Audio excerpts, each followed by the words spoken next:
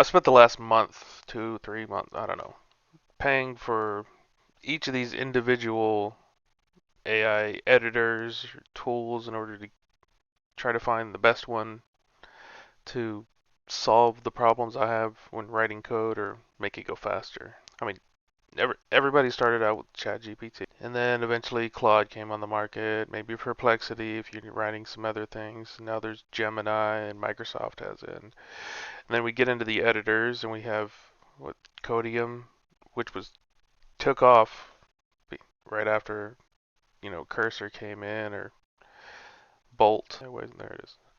So you could start editing faster. But each one of these has had issues once you get to a certain point with editing code.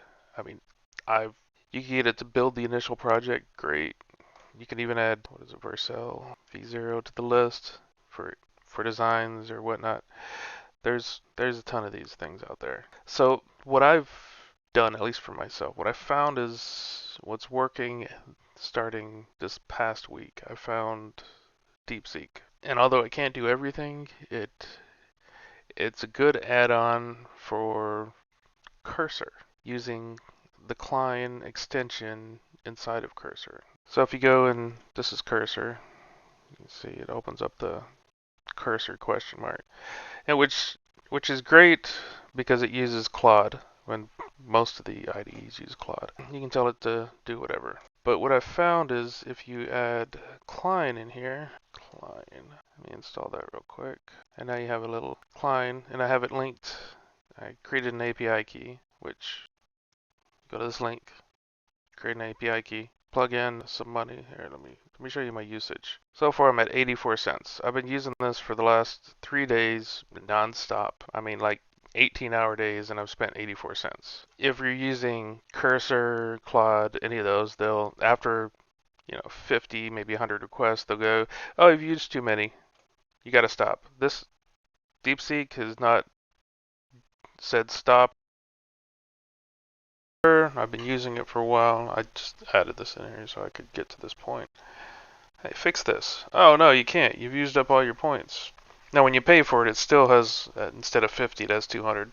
I canceled my subscription because I've been using DeepSeek and I don't need to use it anymore. Now, hopefully this doesn't mess up, but I was going to show you a little bit of what the DeepSeek. First, the way I go into the settings here, I have auto approve turned on, read, edit files, execute save commands, user. Because if I have all these selected, it does a lot of work without asking me questions. And that's the way I like it. So I'm going to say, let's say, analyze this code base and add comments in the files to explain what each function does. I just wanted to open some files and show you the cost and basically what it is. Now, as it goes through and it figures out each step, it has a cost associated with it, and then it has a total cost up here, what you're spending. It opens up the files, shows what it's editing. See, it's adding this section, how much it costs, how much it costs. I mean, these are just comments, so it's not a big deal. But I had this running and let it go through like 100 commands without me looking at it. It was like a little movie playing on the side while it was building a project for me. Whereas if with the Cursor, or Claude essentially, it gets confused and then it starts deleting portions of the project. It's trying to fix one thing and it says, "Oh, well, you want me to do this, but this other stuff that has nothing to do with it is in this project, so let's just delete it." DeepSeek has not just randomly deleted functions or scripts or anything thus far in any of the projects I've had it working on. I mean, it's not perfect. None of these AIs are, but they get you a nice general code base that you can, if you know how to code, you can go through and just tweak the portions you need to tweak. See, I haven't touched anything. It's going through. It's not asking me if I want to approve the settings because I already hit auto approve. In Cursor, there's the YOLO setting, which is similar, but it still stops after each question or each couple sections and says, are you sure you want to implement this or whatever. And many times I have to actually go through and read it and say, no, I don't want this change because you just deleted something. And if you look at the little down arrow while it's working, if I can get to it before it finishes, it shows what it's doing, how long it takes. And again, I haven't even spent a penny. Anyway, I'm not going to go through and create an entire project, but I was just showing you this. So far, over the last 3 days of using it, well, Windsurf, when it first came out, was amazing.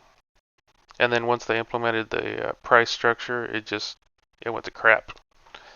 I tried using it. I paid for the medium level, whatever that was, and it was still just, I'd run out of credits after a few hours, and then I'd have to wait. As I said, this thing I've pretty much been running for 3 days straight. I've used less than $1, and it never says stop, and it pretty much does everything I need it to do. And yeah, this is thus far cost a little over a penny. And then I click and it shows me the scripts that it's modified. And this modified every single file in here to add comments to it.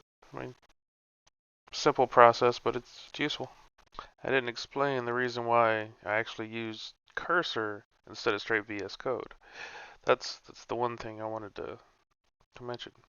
This little button right here. Oops, didn't want to do that. With the DeepSeek, it does not, I think it's right here, support images. Cursor still does. So the credits that I do have, which of course, let me just take a screenshot real quick.